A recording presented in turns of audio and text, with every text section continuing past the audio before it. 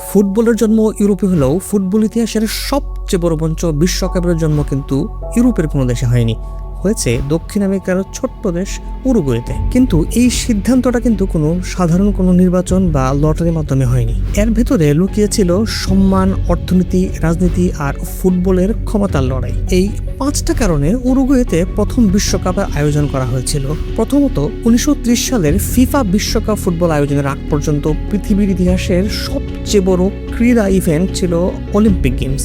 আর সেই অলিম্পিক গেমসের মধ্যে ফুটবল টুর্নামেন্টগুলোতে যারা স্বর্ণপদক পেত তাদেরকে আনঅফিসিয়ালি ফিফা ফুটবলের বিশ্ব চ্যাম্পিয়ন দেশ হিসেবে গণ্য করত। ফরচুনেটলি 1924 এবং 1928 সালের অলিম্পিক গেমসের ইভেন্টগুলোতে স্বর্ণপদক জেতে উরুগুয়ে, তাই ফিফা উরুগুয়েকে আনঅফিসিয়ালি ফুটবলের বিশ্ব চ্যাম্পিয়ন হিসেবে বলে। দ্বিতীয়ত, 1930 সাল ছিল উরুগুয়ের প্রথম সংবিধান প্রণয়ন এবং স্বাধীনতা প্রাপ্তির শতবর্ষ পূর্তির বছর।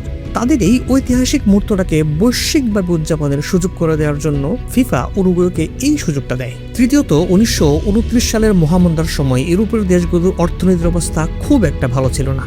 সেই তুলনায় উরুগুয়ের অর্থনীতি ছিল বেশ উঁচু মানের এবং তাদেরকে বলা হতো আমেরিকার সুইজারল্যান্ড।